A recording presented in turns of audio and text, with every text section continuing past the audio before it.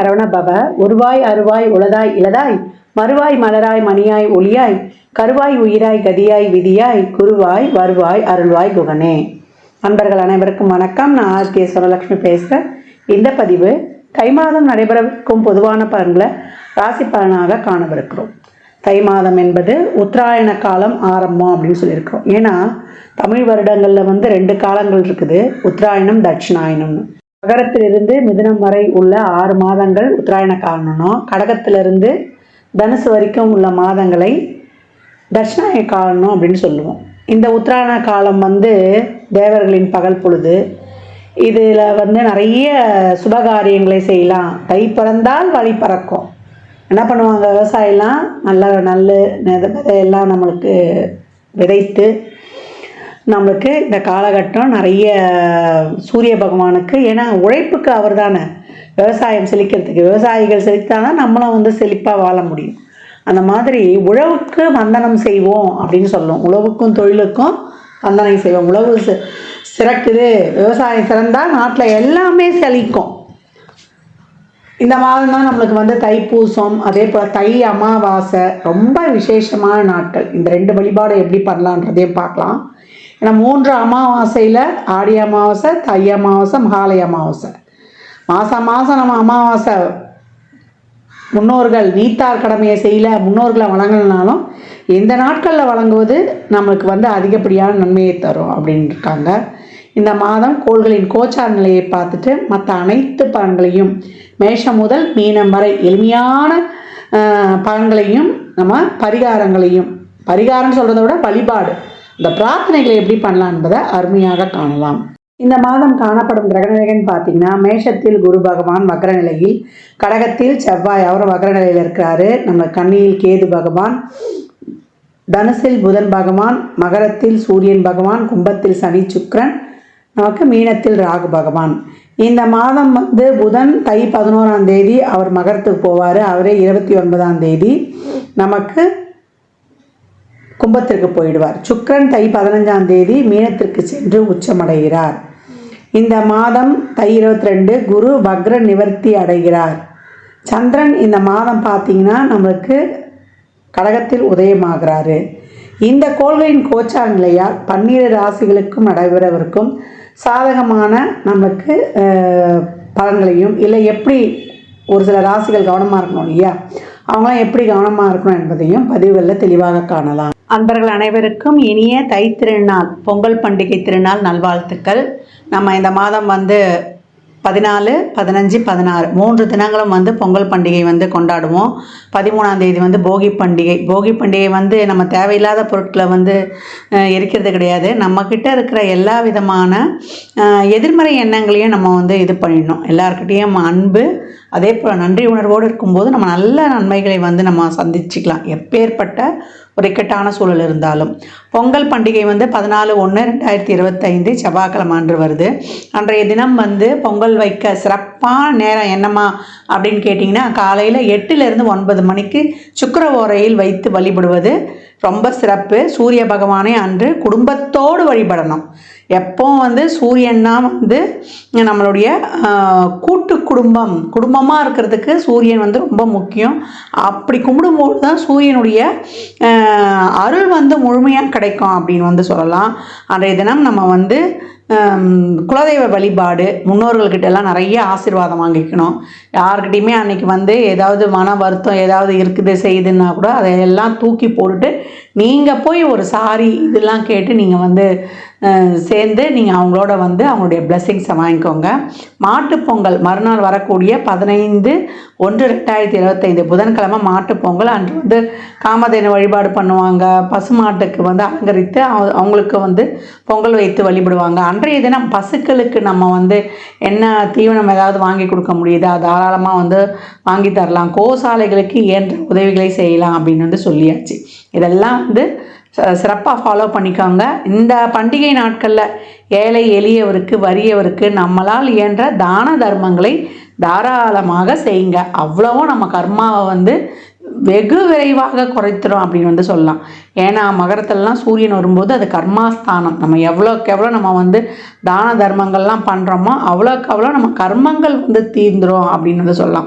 எப்பயே நான் சொல்லியிருப்பேன், அந்த அன்னதானம்லாம் பண்ணும்பொழுது ஒரு எலுமிச்சங்காய் ஊறுகாவோட ஒரு வாட்டர் பாட்டில் தண்ணியோட மேலே ஒரு சில்லறை பணத்தோடு கொடுங்க, ரொம்ப சிறப்பாக இருக்கும். அதுக்கப்புறம் ஒரு விஷயம், இந்த மாட்டுப் பொங்கல் வருது இல்லையா, நம்மளுக்கு 15/1/2025 அன்றைய தினம் பெண்களாக இருந்தால் சகோதரருடைய நலனுக்கு நீங்கள் இறைவனோட அன்றைக்கு பிரார்த்தனை செய்துக்கலாம். சகோதரர் வீட்டுக்கு வரவழைச்சு ஒரு விருந்து கொடுக்கலாம்.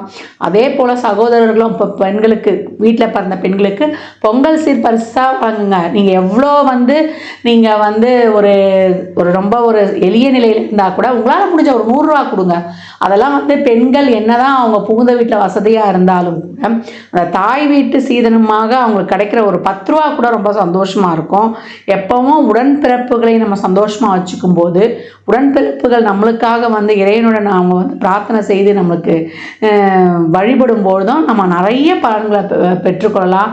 ஏன்னா மனைவியும் சரி, அதே போல் நம்மளுக்கு தாய் தகப்பனும் சரி, உடன் பிறந்தவங்களும் சரி, இந்த பிறவியில் நம்ம இறைவன் கொடுத்தது, அடுத்த பிறவிலாம் எப்படி நமக்கு தெரியாது.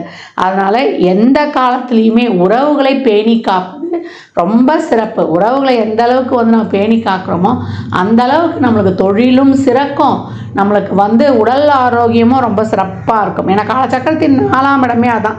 அங்கேருந்து நேராக சந்திரன் 10 தான் பார்ப்பார். என்றைக்குமே நம்மளுக்கு என்ன தான் பணம் சம்பாதிச்சாலும் நம்ம ஒரு வாழ்க்கைக்கு தேவையானது, நான் நிறைய பதவிகளை இப்போ தான் சொல்லிட்டு வரேன். ஃபஸ்ட்டு ரிலேஷன்ஷிப்பு, அதுக்கப்புறம் அந்த ரிலேஷன்ஷிப் நல்லா இருந்தால் உடல் ஆரோக்கியமும் ரிலேஷன்ஷிப்பும் நல்லா இருந்தால் நம்ம நல்லா ஏர்னிங்ஸ் பண்ண போகிறோம். அதனால் பொருளாதாரத்தை மட்டுமே நோக்கி ஓடாமல் முதல்ல ரிலேஷன்ஷிப்புக்கு முக்கியத்துவம் கொடுங்க. இந்த மாதிரி தான் ஒரு நல்ல நாட்கள்லாம் வரும்போது நம்ம என்ன தான் அவங்க மேலே ஒரு கோபம் தத்தலாம் இருந்தோம்னா அதெல்லாம் மறந்துடுங்க.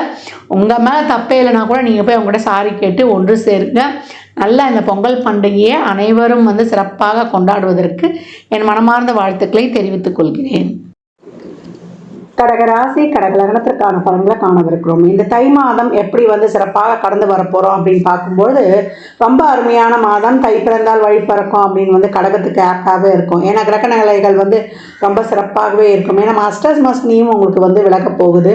அதுவே உங்களுக்கு ஒரு பெரிய ரிலீஃப் பாதை கிடைக்கும் அப்படின்னு சொல்லியாச்சு. இந்த மாதம் பார்த்தீங்கன்னா உங்களுக்கு ஆரம்பத்திலேயே ஒரு வாரம் உங்களுக்கு செவ்வாய் தொழில்ஸ்தான அதிபதியும் உங்கள் ராசி அதிபதியும் ஒன்றாவே இணைஞ்சு இருப்பாங்க. அவங்க சேர்ந்திருப்பதே அது ஒரு யோகம்தான். அப்போ உங்களுக்கு நல்ல ஒரு தொழிலுக்கு ஒரு நல்ல ஒரு பதவி உயர்வு, அதற்கான ஒரு வாய்ப்புகள், ஒரு ப்ரமோஷனுக்கெலாம் எதிர்பார்த்தீங்கன்னா அதில் உங்கள் பேர்லாம் வருவது. இது வரைக்கும் தொழிலில் எனக்கு எல்லாம் ஒரு வருமானம்லாம் இல்லை அப்படின்னு சொன்னவங்களுக்கெல்லாம் தொழிலில் நல்ல முன்னேற்றம், புதிய தொழில் செய்யணும், அதில் முதலீடு பண்ணணுன்ற ஒரு ஆர்வம்லாம் அதிகரிக்கும். அதுக்கெலாம் உங்கள் சுய ஜாதகத்தை பார்த்துக்கொள்ளுங்க. அதே போல் வெளியூர் வேலை வாய்ப்பு, இது வரைக்கும் பாஸ்போர்ட் விசாவிலலாம் ஒரு பிரச்சனைலாம் இருந்ததுன்னா அதெல்லாம் நீங்கி கிடைப்பது. இந்த காலகட்டம் மாணவர்களுக்கு நல்ல கல்வி, ஒரு வெளிநாட்டு கல்வியிலேருந்து, ஒரு ஆன்லைன் கல்வியிலேருந்து, புதுசாக மேற்கொண்டு ஏதாவது ஒரு கோர்ஸ் படிக்கிறதுலேருந்து, உங்களை நீங்களே ரொம்ப அப்கிரேட் பண்ணிக்கிறதுலேருந்து எல்லாமே உங்களை அப்டேட் பண்ணிக்குவீங்க, உங்களை எக்ஸ்போஸ் பண்ணிப்பீங்க. உங்களுடைய திறமைகளை வளர்த்து கொள்வதற்கு அருமையான காலகட்டம். எந்த எக்ஸாம் எழுதினாலும், அது ஸ்டேட் போர்டு, சென்ட்ரல் போர்டு, இல்லை ஒரு தொழிலுக்காக ஒரு முயற்சி பண்ணுறோம், ஒரு சென்ட்ரல் கவர்மெண்ட் வேலைக்குனாலும் இந்த காலகட்டம் உங்களுடைய தொழில் சார்ந்த அனைத்து முயற்சிகளும் உங்களுக்கு சிறப்பாக கை கொடுக்கும். என்னென்ன புதுசான ஒரு யுக்தியை எல்லாம் கையாண்டு சிறப்பாக திறம்பட இந்த காலகட்டம் செஞ்சிருவீங்க. பயம்லாம் கொஞ்சம் போயிடும். இனிமேல் நம்மளால் செய்ய முடியும். இவ்வளோ நாள் பட்டோம் இல்லையா, அந்த சனீஸ்வர பகவான் ஒரு படிப்பினையை நிறைய கொடுத்துருப்பார்.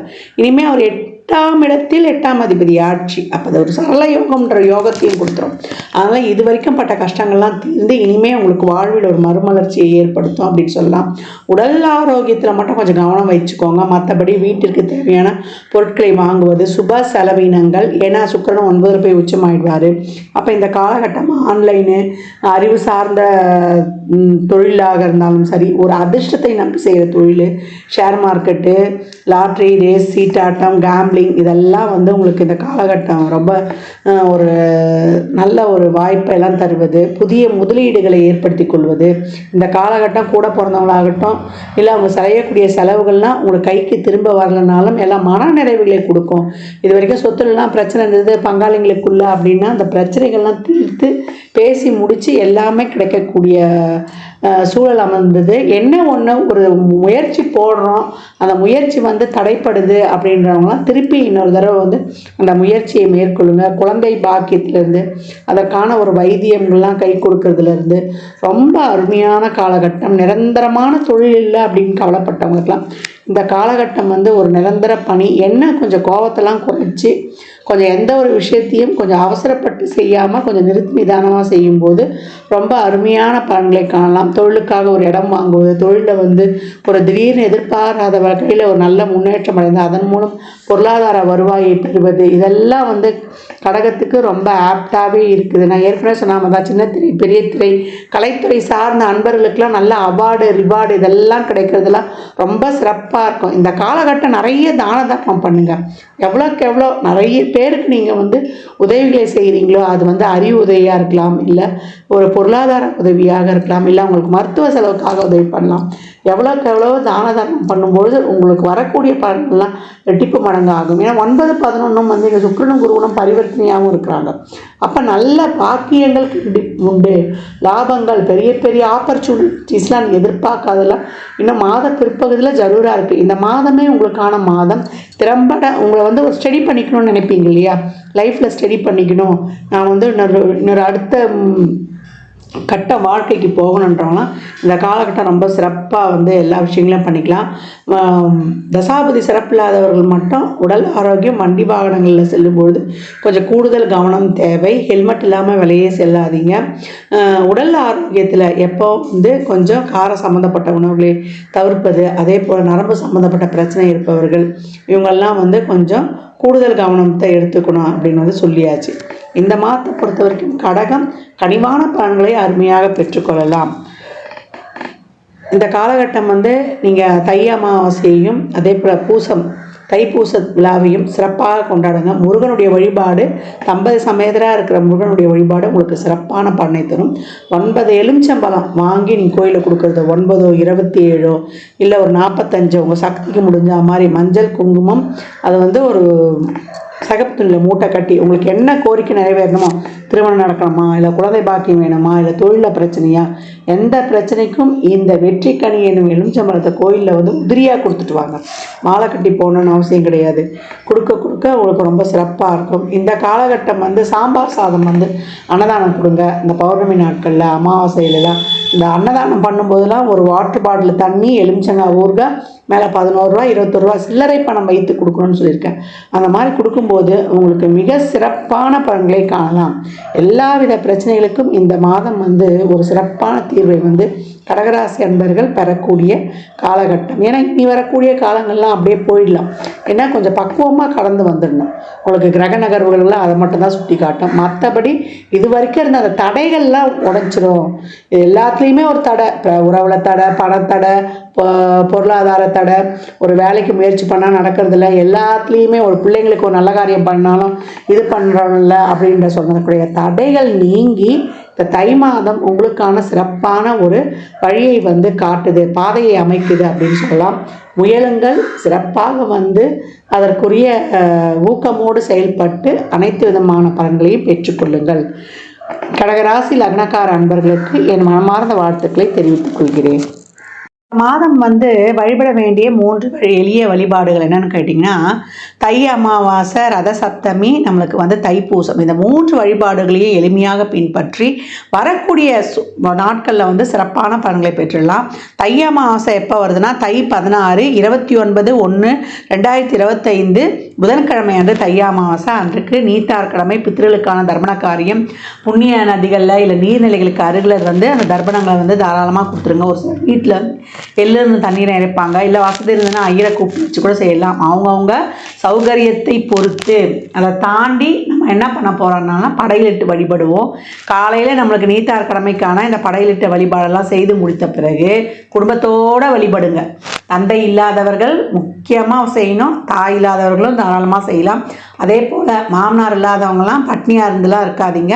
நீங்கள் வயிற்றுக்கு சாப்பிட்டுட்டு அதுக்கப்புறம் உங்கள் வேலைகளை பாருங்கள். யார் வந்து அந்த அமாவாசை விரதம் கடைப்பிடிக்கிறாங்களோ அவங்க மட்டும்தான் சாப்பிடாமல் இருக்கணும்.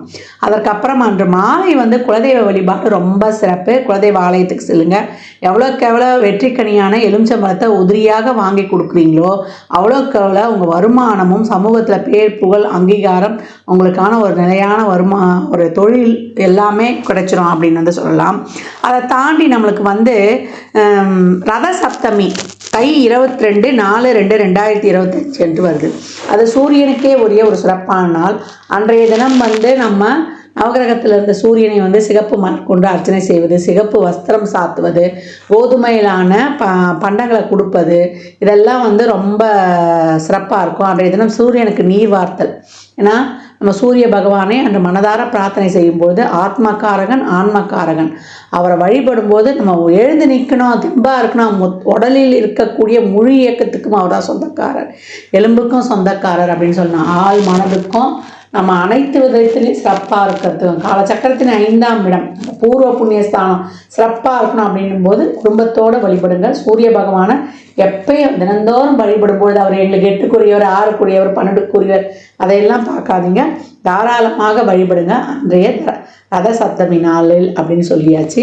அதற்கப்புறம் நம்மளுக்கு தை 29/11/2025 செவ்வாய்க்கிழமை அன்னைக்கு நம்மளுக்கு வந்து தைப்பூசம் வருது. அன்றைய தினம் வந்து முருகனுடைய வழிபாடு ரொம்ப சிறப்பாக செய்யணும். முருகனை வழிபட நம்மளுக்கு சிறப்பான தொழில் முன்னேற்றத்திலிருந்து நம்ம வாழ்க்கையில் எல்லா விதமான தொழில், திருமணம், வேலைவாய்ப்பு, ஒரு வண்டி வாகன யோக வசதி அனைத்தையும் பெற்றுக்கொள்ளலாம். இந்த தைப்பூசம் காலச்சக்கரத்தின் 4ஆம் இடத்துக்கு அந்த நட்சத்திரம். அப்போ எப்படி வந்து நம்ம சிறப்பாக நம்ம வாழ்நாளில் வாழணும், நம்மளுடைய மனம் நம்ம சந்தோஷமாக இருக்கிறோமா, வண்டி வாகனம் சொத்து சுகம் எதுவாக இருந்தாலும் நம்ம மனதளவில் சந்தோஷமாக இருக்கிறோமான்ற இடத்தையும் குறிக்கக்கூடியது தான். அன்றைய தினம் முருகனை வழிபடுவது, ஆலயங்களுக்கு அபிஷேகத்திற்கு வாங்கி கொடுப்பது, பன்னீர், அதே போல் சந்தனம், விபூதி இதெல்லாம் வாங்கி கொடுங்க. நம்மளுக்கு வந்து பன்னீர்லாம் வாங்கி கொடுக்கும்போது, பன்னீர் இளநீர்லாம் வாங்கி கொடுக்கும்போது நம்ம கோபம், நம்மளுடைய இதெல்லாம் வந்து அந்த ஆங்காரம்லாம் கொஞ்சம் குறைஞ்சிரும். நமக்கு அப்படியே ஒரு சாந்தமாகிடுவோம் நம்ம. அதே போல் பன்னீர் ரோஜா மாலை வாங்கி போடும்போது சுக்கரன் சிறப்பாக ஆக்டிவேட் ஆகி திருமண தடையை நீக்கி கொடுப்பார். செல்வ செழிப்பாக இருக்கணுமா அப்படின்றவங்கெல்லாம் வந்து சந்தனத்தை அபிஷேகத்துக்கு வாங்கி கொடுங்க. ரொம்ப முடியலம்மா, உடம்பு வந்து நீண்ட நாளாக ஒரு பிணியில் கஷ்டப்படுறேன் அப்படின்னா, நோயினா 2 நாளில் வந்துட்டு போகிறது, பிணினா நீண்ட நாளாக ஒரு தொந்தரவு, ஒரு உடல் உபாதையால் கஷ்டப்படுறது, அவங்களாம் விபூதி அபிஷேகத்துக்கு வாங்கி கொடுத்து அந்த விபூதியை உடம்பு ஃபுல்லாக தடவிட்டு வரும்போது, இல்லை அதை ஒரு சிட்டிகை போட்டு நம்ம தண்ணியில் குடிக்கும்போது நம்மளுக்கு ரொம்ப உடல் வந்து ஆரோக்கியமாக ரொம்ப சிறப்பாக ஆகும். அதனால் இந்த எளிமையான வழிபாடுகளை பின்பற்றி உங்கள் வாழ்வை வளமாக்கி கொள்ளுங்கள். மற்றும் ஒரு சிறப்பான பதிவில் சந்திக்கும் வரை தங்களிடமிருந்து விடைபெற்றுக் கொள்வது ஆதித்ய சுரலட்சுமி. மிக்க நன்றிகள். வாழ்க வளமுடன். நற்பவி நற்செழி இறையருளால் அனைத்தும் நிறைவாகட்டும். ஜாதகம் பார்க்க விரும்பும் அன்பர்கள் இந்த எண்ணிற்கு ஒரு மெசேஜ் செய்யுங்க. தங்களுக்கான விவரங்கள் அளிக்கப்படும். அப்பாயின்மெண்ட் பெற்றுக்கொள்ளலாம். ஜாதகம் சிறந்த முறையில் கணித்து பார்த்து தரப்படும். வாஸ்து பார்த்து தரப்படும். வாஸ்துப்படி வீடு கட்ட பிளான்கள் போட்டு தரப்படும்.